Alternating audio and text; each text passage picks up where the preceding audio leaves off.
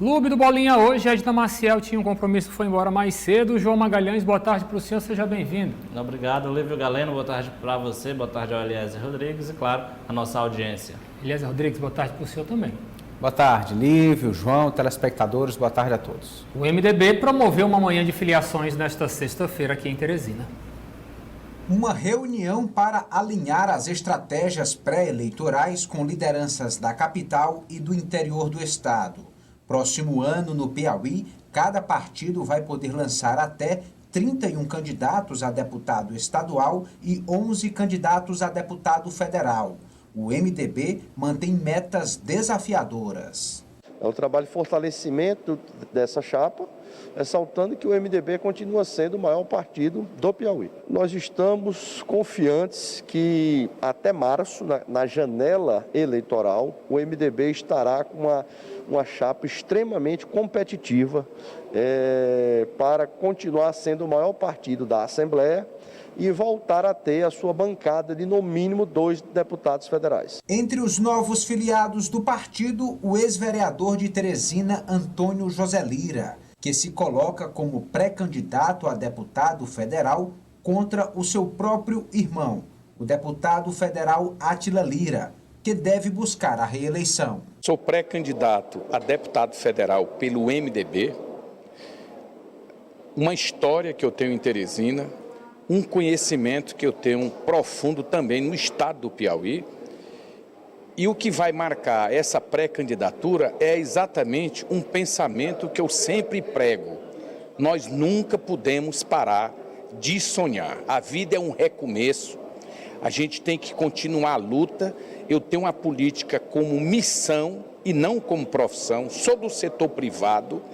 Eu não tenho a menor dúvida que Teresina dirá para todo o estado do Piauí que o nome do Antônio José Lira é um grande nome para sacudir o Congresso Nacional. Na cúpula do partido, uma ausência foi bastante sentida.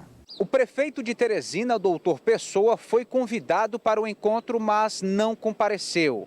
O que serve de indício de que realmente o chefe do Poder Executivo da capital deve deixar as fileiras do partido. Mas, no momento, o Diretório Regional da sigla ainda tem esperanças de manter doutor Pessoa em seus quadros. Essa reunião você pode ver que só estava presente aqui quem era candidato. Quem não era candidato não precisava comparecer à reunião. Foi só para discutir com os prováveis candidatos que vão compor a chapa de deputado estadual e deputado federal. Mas o MDB ainda conta com o apoio de doutor Pessoa próximo ano? Ah, sem nenhuma dúvida. O Pessoa está no nosso partido, tem todo o prestígio, é a estrela maior do nosso partido do ponto de vista eleitoral. É o doutor Pessoa e nós esperamos contar com ele não só para a próxima eleição, mas para as próximas eleições que virão. Vamos aí repercutir este encontro, esta manhã de reuniões do MDB. Eliezer Rodrigues, você me disse que quem se filiaria na manhã de hoje no MDB seria Deusimar Brito Tererê. Exatamente. Foi o que aconteceu?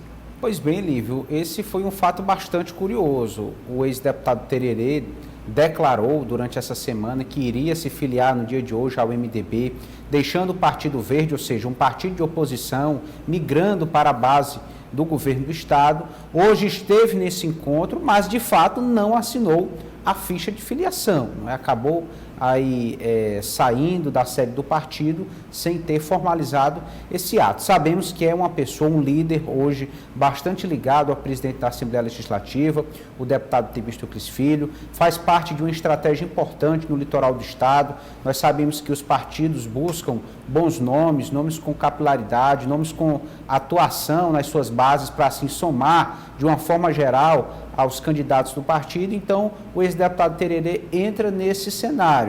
Mas assim, por mais que não tenha assinado a ficha de filiação hoje, fica já com o discurso MDBista, assume essa postura, assume esse destino partidário e deve formalizar o ato brevemente. Tererê, que durante sua passagem pela Assembleia Legislativa do Estado do Piauí, me corrija se eu estiver errado, Eliezer, era tucano, PSDBista, não é isso? Também.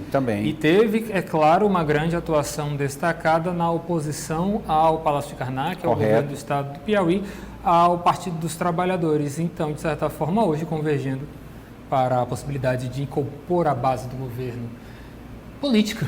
É, é isso. Isso, Lívia. E lá em Parnaíba, confrontando diretamente a administração do prefeito Monsanto. Então, um embate localizado com repercussão estadual. João Magalhães, chegada de Antônio José Lira ao MDB vai fazer alguma... Se eu escolher a melhor palavra. Vai fazer alguma diferença nas estratégias do partido? Olha, Lívio, todo mundo sabe as dificuldades que vai ser para os partidos, principalmente o MDB, formular chapas, atrair mais filiados para candidaturas ao parlamento, seja estadual ou parlamento federal, porque a gente sempre diz que o MDB tem muitos deputados estaduais que já têm votação consolidada, então fica difícil para alguém que entre no partido concorrer em pé de igualdade com esses nomes. Quem virá vai vir muito para contribuir com a chapa, para ser a famosa escadinha, aquele que vai ajudar o partido a conquistar cadeiras. Para a Câmara Federal é a mesma estratégia. O MDB já possui pré-candidatos fortalecidos para a Câmara Federal. É o caso de Marcos Aurélio, que já é deputado federal, filho do deputado Temístocles. É o caso de Castro Neto, diretor do DR e filho do senador Marcelo Castro, além de outros nomes que agora se juntam a eles. Antônio José Lira, ex-vereador de Teresina, não conseguiu a reeleição, já teve uma passagem aí rápida pelo PSD, de onde saiu inclusive atacando seus ex-aliados. É um político que tem história, mas muito polêmico. Antônio José Lira é conhecido por esse lado polêmico, como ele sempre gosta de dizer, que gosta de falar a verdade, de rasgar o verbo do a quem doer, é um nome que pode ajudar o MDB nessa chapa aqui em Teresina, com a votação aqui na capital. Pela legislação, cada partido terá condições de lançar aí pelo menos 10 candidatos à Câmara Federal, claro, tendo que respeitar lá a cota feminina. Então, se o MDB entende que o ex-vereador Antônio José Lira é uma dessas lideranças que pode somar com a chapa, com certeza, quanto mais nomes, mais chances o MDB terá de alcançar as cadeiras que quer na Câmara Federal em 2022. Antônio José Lira do MDB, Eliezer. Pois é, veja aí essa dinâmica que acontece na política. O ex-vereador de Teresina, inclusive, é irmão do atual deputado federal Átila Lira, que naturalmente deve buscar a reeleição, ou também há a possibilidade de lançar o filho, né, que é reitor de um centro universitário aqui de Teresina e tem essa predisposição para entrar na política, né, Átila Filho. Então, assim, veja que há uma questão familiar. Tem viajado muito, né, aliás? Átila Filho tem viajado muito pelo interior do estado. Exatamente, ou seja, já tentando demarcar um posicionamento, assumindo essa postura de pré-candidatura. Então, observamos aí até um certo conflito familiar, né, que precisa aí ser administrado. É preciso ter uma alta capacidade de separar, né, o relacionamento da família com a disputa política, porque a disputa política realmente vai ser bastante intensa. Você até que tentou, Elias, tentar tirar uma boa resposta de Marcelo Castro acerca da ausência de doutor Pessoa neste evento de filiação, mas é claro, nós encontramos ali pelas imagens João Madison, Luiz Lobão, Temístocles Filho, Henrique Pires, grandes nomes que realmente sempre fazem essa diferença, que são muito tradicionais, ligados ao MDB, e a estrela maior, como foi defendido por Marcelo Castro, não estava. Pega mal sempre, Eliezer.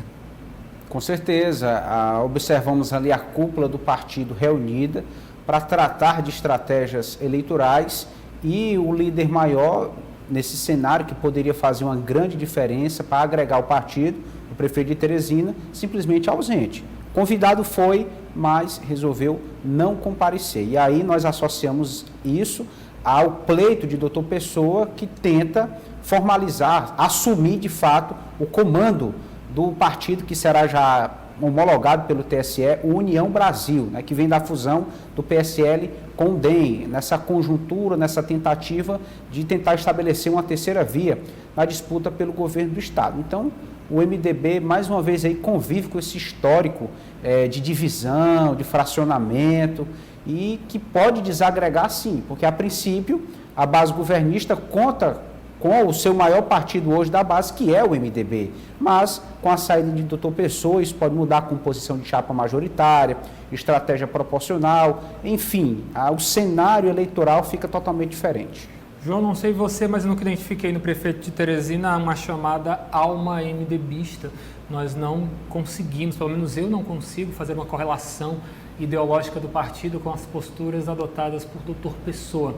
Talvez por isso a ausência dele foi registrada, mas não fez muita diferença. Olha, Lívio, a sensação que a gente tem é de que Dr. Pessoa só está e permanecerá no MDB se ele não observar algo mais vantajoso para ele, porque ele se sente desprestigiado no partido, e claro, é bom lembrar que ele foi beneficiado pelo MDB por toda a estrutura partidária, totalmente, por toda a articulação de líderes como Temístocles Filho, o próprio João Henrique Souza, nas eleições do ano passado, mas Dr. Pessoa, ele gosta muito de que coloquem ele no pedestal, ele gosta de, claro, centro, como ser o centro das atenções. E o MDB não há esse tipo de movimentação, porque lá já tem muitos caciques, inclusive como o próprio Temístocles Filho, o próprio senador Marcelo Castro, e são políticos experientes que não precisam andar, entre aspas, bajulando o prefeito para ter seus colégios eleitorais no interior.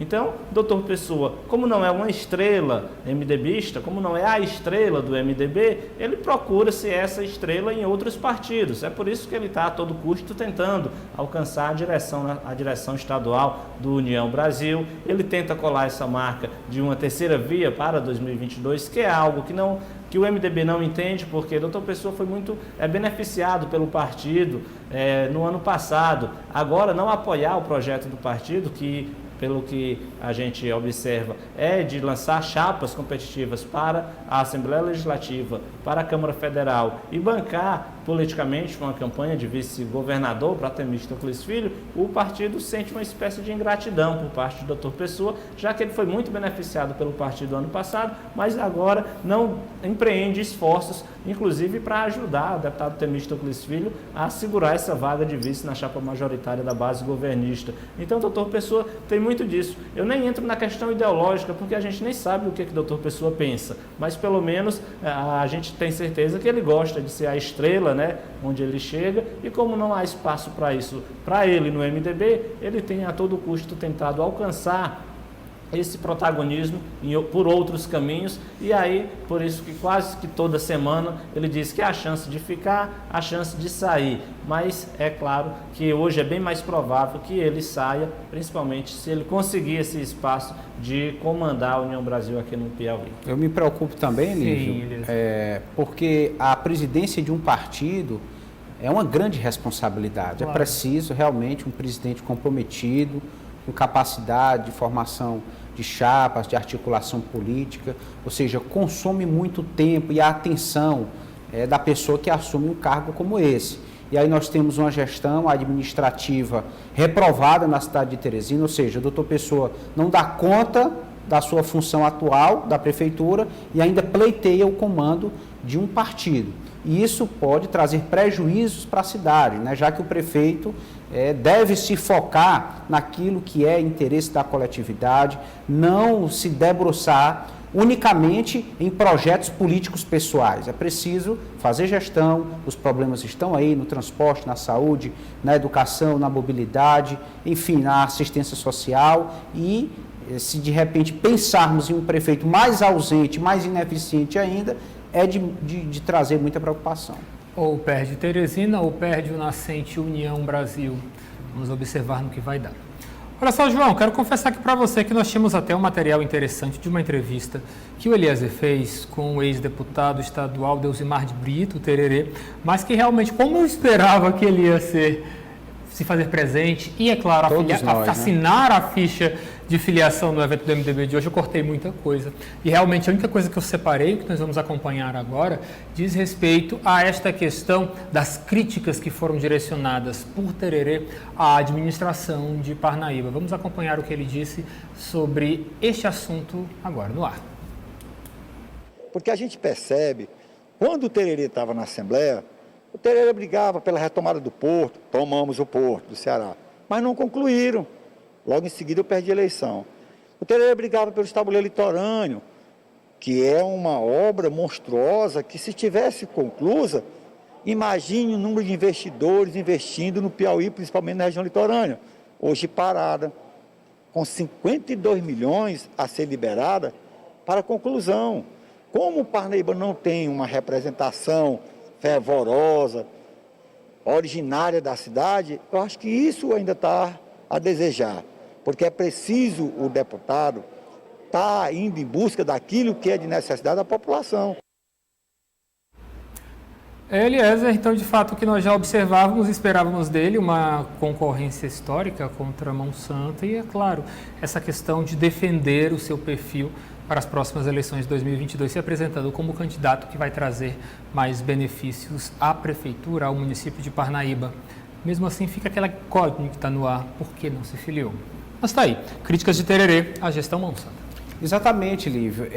Tem essa mudança significativa, ele sai de um partido de oposição e passa, aí após se formalizar como do MDB, a integrar a base do governador Wellington Dias. É uma mudança de discurso que nem sempre a população responde bem, entende bem ou aceita de uma maneira plena, mas o ex-deputado Tererê vai manter esse perfil combativo de oposição à gestão de Monsanto na cidade de Parnaíba, que pode lançar inclusive uma de suas filhas a deputada estadual, ou seja, vai ser uma disputa na região bastante intensa. Então, observamos aí que o ex-deputado Tererê ele busca ser responsivo principalmente aos seus colégios eleitorais, o que é natural, é de onde ele deve ter algum tipo de correspondência.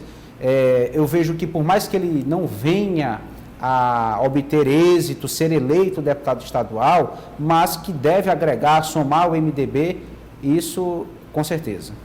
Vamos ao nosso próximo assunto, porque o candidato às prévias do PSDB, o ex-prefeito de Manaus e ex-senador Arthur Virgílio Neto, participa, na realidade, neste exato momento, aqui nesta sexta-feira, de um encontro em Teresina com lideranças e militantes tucanos. Este evento está acontecendo desde as 2 da tarde em um espaço de eventos da Zona Leste. Arthur Virgílio já percorreu estados das regiões Sudeste, Sul, Norte e Centro-Oeste, disputando com João Dória e Eduardo Leite a preferência dos tucanos para, no caso, se lançar a candidato à presidência do Brasil no ano de 2022. Um nome já conhecido, João Magalhães, um nome já testado, mas que de certa forma perde espaço nessa briga tão acirrada entre Eduardo Leite e Dória. É uma terceira via dentro das prévias do PSDB, já que a moda agora é falar em terceira eleição via de 2022 na promete. eleição tanto estadual quanto nacional. Agora, de fato, é um nome bastante conhecido pelos tucanos, porque já ocupou espaços de poder, inclusive no cenário nacional, quando foi um senador muito combativo aos governos petistas, né? Na época em que PT e PSDB se gladiavam aí do cenário político nacional, Arthur Virgílio era ali da linha de frente de combate aos governos Lula e Dilma Rousseff. Teve as suas gestões lá à frente da Prefeitura de Manaus e agora se lança nesse desafio de tentar ser o pré-candidato do PSDB à presidência da República. É interessante porque é um discurso que destoa do que a gente já vem acostumado, já o de João Dória, governa o maior estado do país, e de Eduardo Leite, que já passou aqui por Teresina na última semana. Então, Arthur Virgílio traz essa nova roupagem para o PSDB e demonstra o quanto é importante esse tipo de prévias dentro do partido. Há muito tempo, a gente sabe que o PSDB passa por uma crise de identidade, isso no cenário nacional e também no cenário piauiense, e esse tipo de discussão movimenta a militância, faz com que os seus líderes se preocupem em estar se movimentando politicamente. Eu acredito que o que sairá dessas prévias será um PSDB mais fortalecido. É claro que a discussão interna, e aí é uma questão que a gente vai ter que apurar, como é que está o amadurecimento político desses líderes tucanos, porque como você disse, hoje essa disputa está polarizada entre João Dória e Eduardo Leite, mas o importante para o partido é que ao passar essa eleição das prévias, o partido marche unido em torno daquele nome que vai vencer a disputa. O Partido dos Trabalhadores seria um exemplo nesse sentido, porque lá a gente sabe que as disputas internas são muito aguerridas, o povo falta brigar lá dentro, mas quando o PT escolhe um nome, todo mundo segue marchando unido. Agora é a vez da gente ver esse amadurecimento dentro do PSDB, já que a disputa lá é intensa, uma terceira via ajuda a elevar o nível de debate, mas vai ser bom para a gente testar e ver se o partido vai sair mais fortalecido desse tipo de discussão, que são as prévias para escolher o pré-candidato do partido à presidência Presidência da República. Na segunda-feira vamos atrás dos tucanos para saber o que eles acharam. E informando também a você que está prevista uma agenda de João Dória, a capital do estado do Piauí, justamente para conversar com as bases tucanas do nosso estado, buscando apoio para ser candidato pelo partido ao Palácio do Planalto em 2022. Está prevista uma visita para o dia 15 de novembro, nada confirmado, nada oficial. Vamos ver se confirma ou não. Na Assembleia agora, o líder do governo, lá naquela casa, deputado Francisco Costa, do Partido dos Trabalhadores, fala para a gente sobre a tramitação da lei orçamentária para o próximo ano. O orçamento já está na Comissão de Finanças.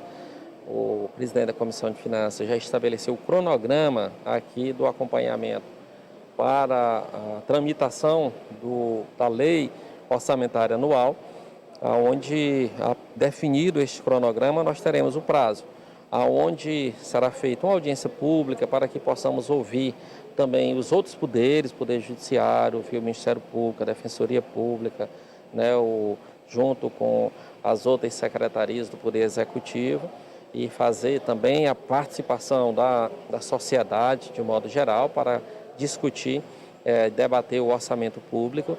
Teremos, a posteriores, o prazo para que os deputados coloquem suas emendas impositivas ao orçamento e com a ideia de que até o dia 20 de dezembro possamos estar votando o orçamento aqui na casa. Da ordem de quanto essa estimativa? A estimativa da receita bruta é aproximadamente 18 bilhões, mas tirando as deduções aí de repasse aos municípios e contribuição do Fundeb, 14 bilhões e 600 milhões. Um orçamento robusto, Eliezer, que com certeza todo mundo quer dar o seu pitaco na forma de se utilizar esse recurso. Sim, Lívio, é um texto bastante disputado, esse da lei orçamentária anual. Veja que todos os órgãos que compõem a administração estadual têm direito de participar desse debate, por isso uma audiência pública vai ser realizada aí com os órgãos do Poder Executivo e os próprios parlamentares vão apresentar suas emendas impositivas ao orçamento, como explicou aí o líder do governo. O que chamou a atenção é que mesmo com um ano difícil, ainda em pandemia, muitos gastos, ou melhor, investimentos concentrados na área da saúde, o Piauí consegue manter a sua saúde financeira, né? Pelo menos de acordo com as informações oficiais da Secretaria de Planejamento, que constrói toda essa peça orçamentária. O Piauí aí tem boas condições de honrar seus compromissos, principalmente folha de pagamento, de garantir investimentos para o ano que vem, a continuidade de projetos de infraestrutura e outras áreas. Enfim, essa é uma notícia que é apaziguadora. Não é? O mais é esperar a tramitação desse texto nas comissões, em plenário, e a Assembleia Legislativa só entra de recesso depois que aprova em redação final a lei orçamentária, ou seja, é estipulado uma data até 20 de dezembro, mas enfim, os parlamentares são conscientes da importância, são participativos nesse processo para garantir aí aquilo que diz respeito ao funcionamento da máquina pública no ano que vem. Magalhães, o deputado Hélio Oliveira garante que tem um convite para o ex-governador José Filho se filiar ao PL. Vamos mais uma vez voltar os nossos olhos para a política no litoral do estado do Piauí, continuando na Assembleia. Vamos ouvi-lo. José Filho é um amigo nosso, né? Eu tenho informação de terceiros que ele declinou da condição de pré-candidato a deputado estadual, mas é uma liderança no estado e, da nossa parte, não teríamos nenhum problema, pelo contrário, endossaria perfeitamente a vinda dele ao partido. E aí, João? Olha, Lívio, é interessante essa estratégia porque o ex-governador Zé Filho atenderia a dois critérios numa espécie de aliança com o governador Wellington Dias. A primeiro, a questão da região, a questão geográfica.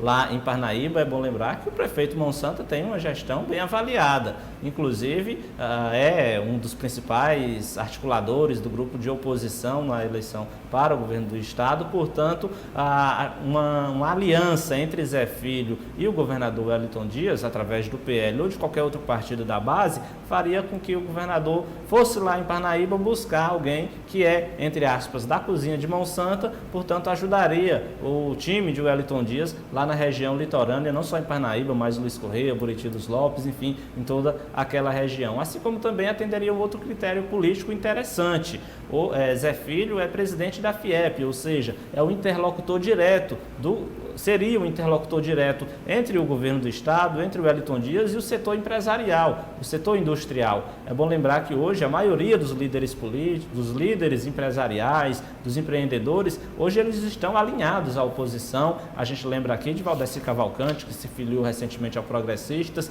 do próprio Arthur Feitosa, que é do Podemos, Presídio Move, portanto são pessoas vinculadas ao setor empresarial e que hoje marcham no grupo de oposição. E Zé Filho, como presidente da FIEP, seria o interlocutor de Wellington Dias, atendendo aí a dois critérios políticos importantes, tanto no critério regional, que seria um líder político da base do governo lá em Parnaíba, quanto também para fazer a interlocução junto ao segmento empresarial. É uma possibilidade que há algumas semanas já vem sendo ventiladas. É bom lembrar, inclusive, que o PL sempre deixa claro que está à disposição de Wellington Dias para indicar o primeiro suplente do senador, né? Já que o Wellington Dias deve renunciar ao governo do estado para concorrer ao Senado ano que vem, e o PL está disposto a lutar por essa vaga de primeiro suplente. E com a chegada de Zé Filho provavelmente ao PL, já seria mais ou menos uma articulação voltando quase que exclusivamente para as eleições de 2022, atendendo aí então a esse critério, fortalecendo o time de Wellington Dias lá na região litorânea. Uma próxima informação também ligada à Alep, o deputado estadual pelo Cidadania, Oliveira Neto, revela quase tudo certo para a chegada dele, a migração para o Partido dos Trabalhadores. Olha, nós temos conversado bastante com alguns colegas aqui, parlamentares do Partido dos Trabalhadores, inclusive estive agora há pouco conversando com o nosso presidente Lima, um grande amigo, um grande companheiro aqui nesta casa, e uma conversa que está bem avançada. Como eu sempre falo, o PT foi um partido que eu já fiz parte da juventude do PT, meu pai é do Partido dos Trabalhadores e nós temos essa simpatia muito grande pelo Partido dos Trabalhadores. Claro, sempre aqui destaco a importância do Cidadania, do PPS no nosso mandato, na nossa eleição, onde nós só temos a agradecer.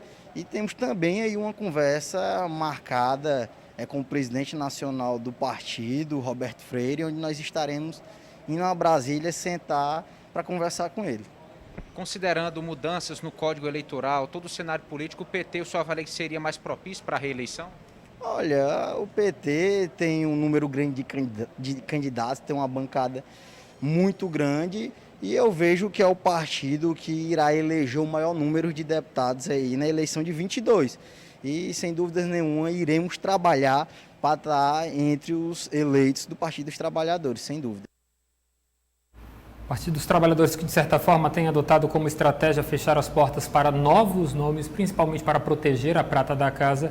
Mas, Eliezer, essa chegada parece que já está praticamente acertada, só falta sacramentar. Exatamente, até porque estamos falando de um parlamentar com mandato eletivo e é interessante observar, Lívio, que até a eleição proporcional está polarizada. Nós temos basicamente dois grandes partidos, né, com ampla capilaridade e capacidade de estruturação de chapas competitivas. O PT, partido do governador, e o Progressistas, partido do ministro Ciro Nogueira. Então, os pré-candidatos, eles estão pesando, né, em suas balanças, como critério, o tamanho dos partidos, isso envolve aí a expectativa de recursos, de condições para que possam realmente chegar ao objetivo maior, que é a eleição, conquistar cadeiras na Assembleia, na Câmara Federal, enfim. Então, até a disputa proporcional, aí, principalmente após a reforma no Código Eleitoral, está bastante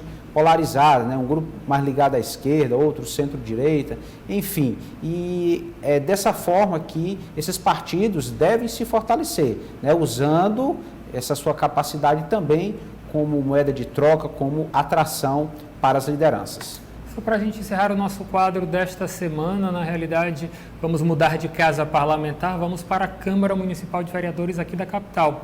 Porque o vereador e presidente do Diretório Estadual do PDT aqui no Piauí, Evandro Ide, comenta para a gente sobre o encontro que teve com o senador Ciro Nogueira e sobre qual posicionamento a sigla deve tomar nas eleições de 2022. Fala, vereador.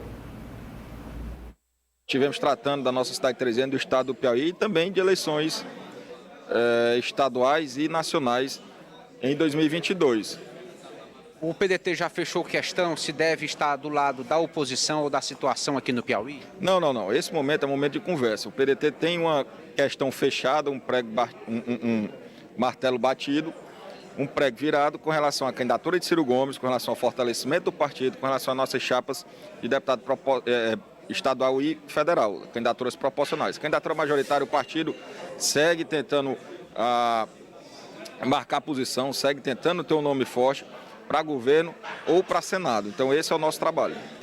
O que pode definir a postura do PDT? Que critérios vocês vão adotar para dizer que lado vão assumir ano que vem? Caso nós não tenhamos candidatura majoritária, o principal critério será a eleição presidencial de Ciro Gomes e quais aqueles projetos que se enquadram dentro do trabalho do PDT. O PDT ainda deixa muitas conversas a serem definidas, mas o discurso parece muito unificado. O João Magalhães quer, precisa e vai garantir um palanque aqui para o seu candidato próprio. Isso é se o partido conseguir indicar Ciro Gomes à presidência do Brasil, visto que, você lembra com certeza, as informações mais recentes mostram uma certa chateação de Ciro Gomes com a bancada do PDT lá no Congresso Federal por conta da votação dos precatórios. A pré-campanha de Ciro Gomes está suspensa até que realmente o partido volte atrás e, de certa forma, acerte um posicionamento de oposição ao presidente Jair Bolsonaro, principalmente nesse assunto das votações dos precatórios. Mas, João, o PDT segue com um discurso unificado, só aguardando detalhes para realmente se configurar. Isso mesmo, Lívia. E é interessante como a política é dinâmica. O PDT, até alguns dias atrás, tinha um projeto consolidado e uma pré-candidatura presidencial consolidada, inclusive se destacando aí claramente como a principal pré-candidatura à terceira via no país, tendo em vista que isso já ocorreu também lá nas eleições de 2018. Mas esses fatos novos levaram, de fato, o presidenciável Ciro Gomes a suspender temporariamente a sua pré-candidatura a presidente. Isso, com certeza, muda, reformula, coloca em stand-by também as estratégias do PDT para o ano que vem nos estados. Afinal de contas, a pré-candidatura de Ciro Gomes era a prioridade número 1 do partido, a candidatura presidencial de Ciro Gomes era e sempre foi a prioridade do partido, mas agora com esse novo capítulo, com esse novo episódio, com certeza a sigla em todos os estados fica em stand-by, aguardando o desenrolar desses fatos. Ciro Gomes já está agendando uma conversa com a bancada federal, o presidente nacional do partido, Carlos Lupe, já demonstrou total apoio ao entendimento de Ciro Gomes e também é a favor de que a bancada da Câmara Federal que mude seu posicionamento, votando agora contrário à PEC dos precatórios. Portanto, é um episódio que a partir daí vai desencadear várias consequências nos estados. Eu particularmente acredito que tudo será resolvido no âmbito partidário e Ciro Gomes vai retornar com a sua pré-candidatura nos próximos dias ou quem sabe até nas próximas semanas e aí o PDT estará liberado nos estados a voltar a priorizar a candidatura presidencial do partido, tornando assim quase que uma obrigação ter um palanque nos diretórios estaduais para assegurar um palanque a Ciro Gomes nos estados. Elias, eu não sei você, mas a impressão que fica para mim é de que por mais que se tenha que trabalhar essa questão do nome nacional de Ciro Gomes para a presidência do Brasil, estes encontros recorrentes entre Evandro Ide e Ciro Nogueira também dizem muito. Talvez uma possibilidade de segundo turno, o PDT já tem um caminho definido aqui no estado do Piauí? Essa é uma questão que também precisa ser melhor esclarecida, porque veja só, o vereador Evandro realmente tem tido encontros e aparições votações ao lado. Nós tivemos um problema com o microfone do Eliezer Rodrigues. Eliezer, mas eu queria te ouvir. João Magalhães, dá teu microfone para ele. Lívio, não dá para Lívio, é interessante também nessa questão do PDT, nessa aproximação do PDT com Ciro Nogueira no Piauí, porque o PDT hoje, se a gente for olhar o DNA do partido, Evandro Ide e outros líderes, eles eram vinculados àquele grupo lá do ex-prefeito Firmino Filho, que hoje está dividido. Uma parte segue com Ciro Nogueira, outra está indo com o professor Washington Bonfim lá para o Cidadania. E o PDT já teria essa predisposição de militar ao lado de um desses lados que estão se configurando. Não há, de fato, uma aproximação, seja ideológica ou seja política, que leve o PDT para os braços de Wellington Dias. Então é algo bastante interessante que a gente precisa acompanhar e com certeza eu acredito que a partir do início do ano que vem a gente vai começar a ter vai ter mais clareza sobre de fato como o PDT vai se comportar na eleição estadual, principalmente levando em consideração o retorno de Ciro Gomes a uma pré-candidatura presidencial. Com certeza ninguém percebeu que eu peguei a pilha de um lado, passei a pilha para o outro. Já deu certo, Eliezer? Está de volta, meu filho? Eu acho que deu agora. E aí? Chegou então. Bom, Eliezer, nós conversávamos justamente, eu te falava, na realidade eu te provocava, de que de certa forma o posicionamento do PDT tem sido sempre muito para se deixar, é claro, trabalhar a via nacional do partido, mas caso um segundo turno, o PDT de certa forma não esconde essa proximidade com Ciro Nogueira. O que você dizia?